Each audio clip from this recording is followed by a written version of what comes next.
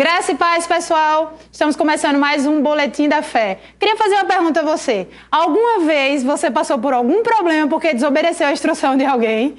Tenho certeza que sim. Mas fique tranquilo, eu também passei por isso. Fique atento a esse Boletim da Fé. Vamos falar sobre obediência à palavra de Deus.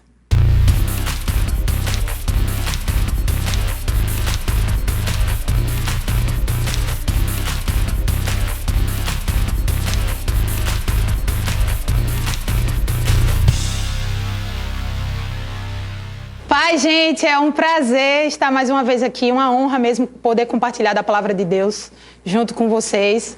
Aproveita essa oportunidade, compartilha esse link, coloca no grupo da família, marido, filho. Vamos alcançar o maior número de pessoas, né? Queria aproveitar também e falar para você se inscrever no canal, se você ainda não é inscrito, né? Ativar as notificações, porque daí qualquer vídeo, né, que for postado nesse canal, você vai receber uma notificação e jamais vai perder aquilo que Deus tem para falar com vocês. Amém? Já deu tempo de compartilhar? Vamos lá conversar um pouco sobre a palavra de Deus. Queria falar com vocês a respeito de obediência, né? Eu falei um pouco isso logo no começo do vídeo. Deixa eu ler um versículo aqui para vocês. Lá em Romanos 16, 26 diz assim: e que agora se tornou manifesto e foi dado a conhecer por meio das escrituras proféticas, segundo o mandamento do Deus eterno, para a obediência por fé entre todas as nações. Queria dizer algo para vocês. Fomos chamados à obediência pela fé. E esta deve ser a forma de caminhar de todo cristão. Escrevendo aos Efésios, Paulo menciona a condição anterior que nós estávamos antes da nossa conversão. Para descrever a forma como vivíamos, ele diz assim: éramos filhos da desobediência. Glória a Deus, né, irmãos? Que hoje, salvos, se você ainda não for, faça essa declaração em casa. Não somos mais filhos da desobediência e temos um estilo de vida, né, para cumprir aqui na terra, que é obedecer, sim, à palavra de Deus. E vamos falar um pouco mais sobre isso nesse vídeo.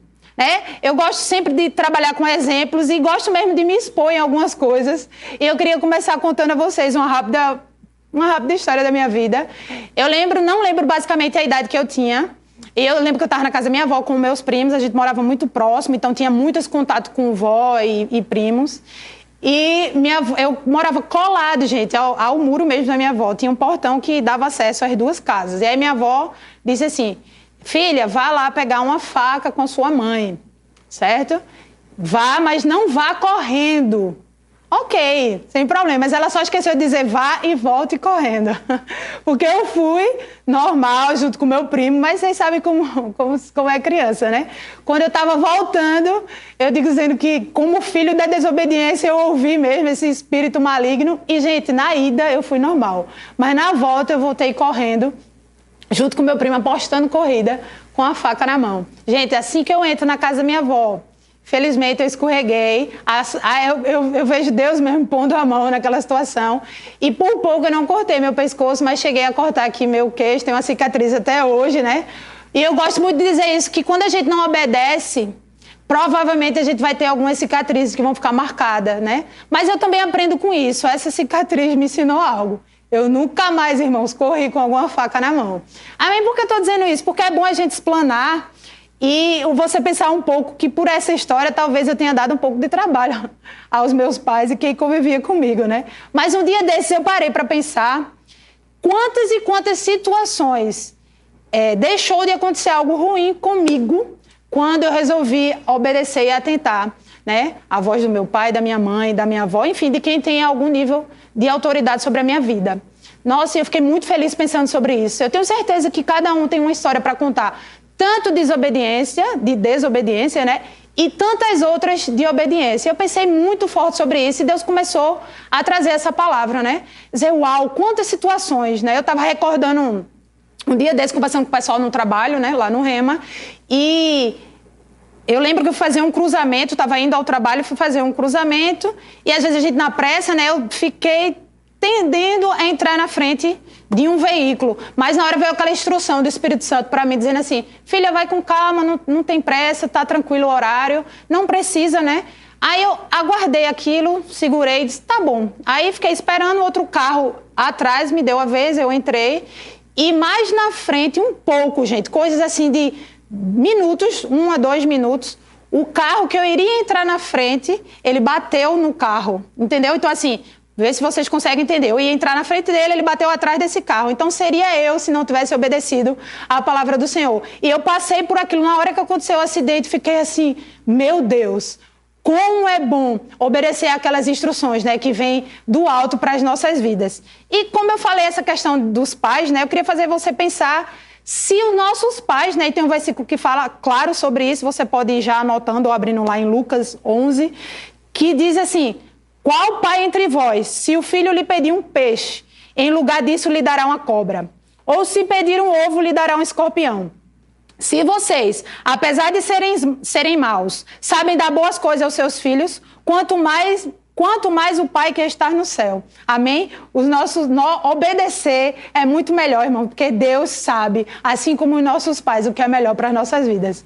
Amém? Deus sempre quer o nosso bem. E através de passagens bíblicas, como vamos ler, fica muito claro que o Senhor quer que a gente aprenda a obedecer a sua palavra para que sejamos bem-sucedidos em todas as áreas, espiritual, emocional, física e material. Amém? Estão comigo?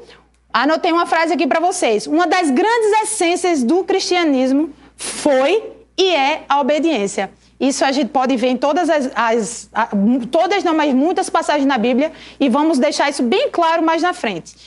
Eu fui buscar um pouquinho de números e diz assim, ó, e eu achei esse cálculo, né, vamos dizer assim. Em toda a Bíblia vamos ver mais de 300 vezes instruções onde Deus fala: se você fizer isso, então eu farei aquilo. Se você fizer isso, então eu farei aquilo. Aleluia! Não sei você, mas eu fico empolgada com isso. Sabe por quê? Porque existem instruções que são condicionais. Como assim, Milena? Depende da minha vontade e da sua vontade, ou melhor, da minha e da sua decisão. Sabe por quê, irmãos? Porque muitas vezes a gente está dizendo: não está acontecendo porque Deus não quer. Não!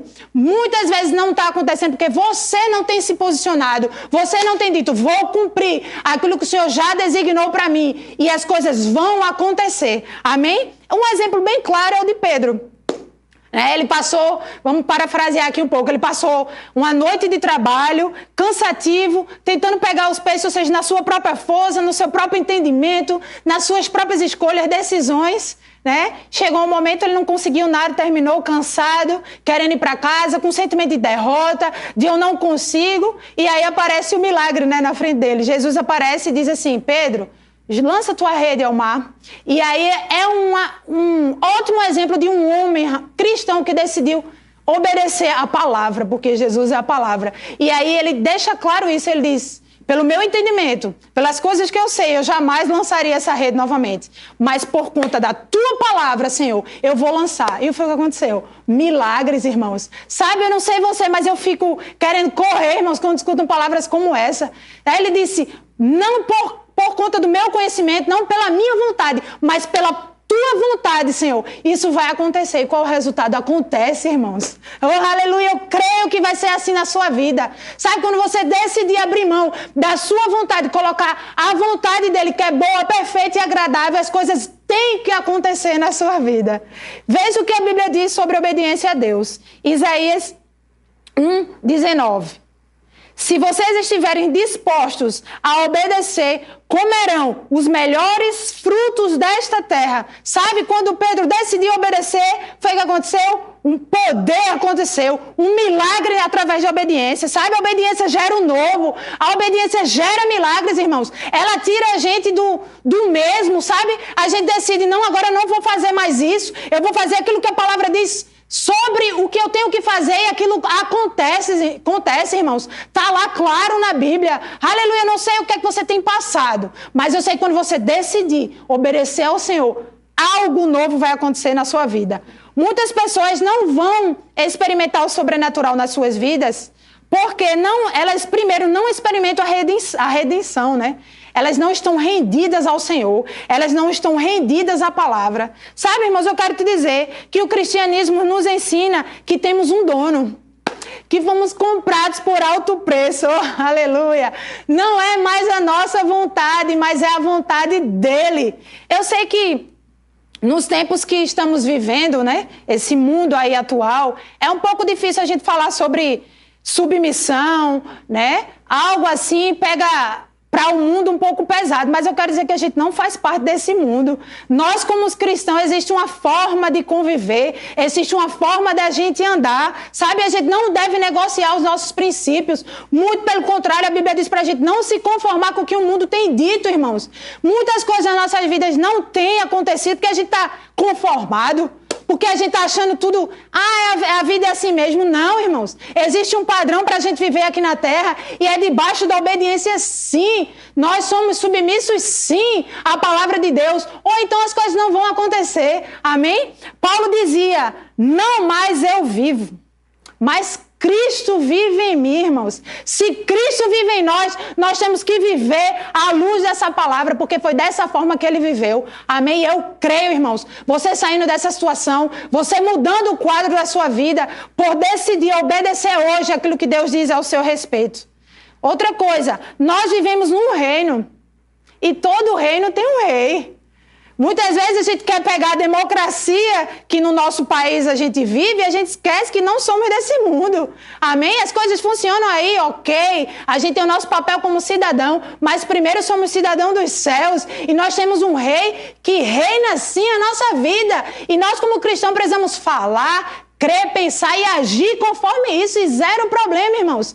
Existe coisa melhor do que se submeter a um rei justo, a um rei fiel, a um rei que nos dá em dobro, sabe, que nos capacita para cumprir aquilo que ele mesmo já nos direcionou. Irmãos, não é ruim, é só bênção, é só paz, é só coisas maravilhosas que vai acontecer na nossa vida.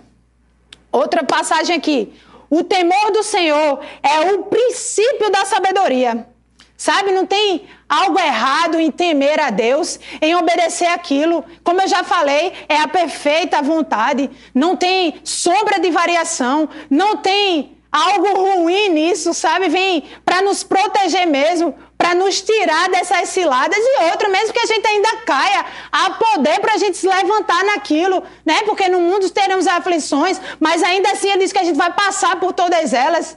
Sabe, muitas vezes pode dizer, eu não fiz isso, obedeci e aconteceu. Irmãos, a gente tem que parar de procurar coisas onde não está sendo tão claro, irmãos, mas ficar com a palavra, parar de questionar a palavra, é isso que eu quero dizer a vocês. Sabe, se não tem acontecido, quando você se posiciona em obediência, vai acontecer.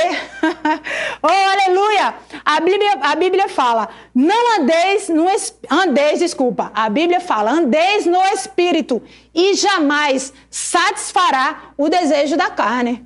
Sabe, tem uma forma para a gente andar, a gente começa a andar baseado no que a palavra diz, né? O Espírito Santo nos conduzindo, e aí aquelas vontades, aqueles desejos que vão nos afastar da palavra de Deus, vão ficando fracos. Sabe, eu já vi alguns pregadores falar e acho interessante, ele diz, rapaz, não há nada do que a palavra não possa te permanecer firme. Mas, irmãos, se você está pecando sempre na mesma coisa, eu sempre desejo algo de errado e não é com a palavra, né?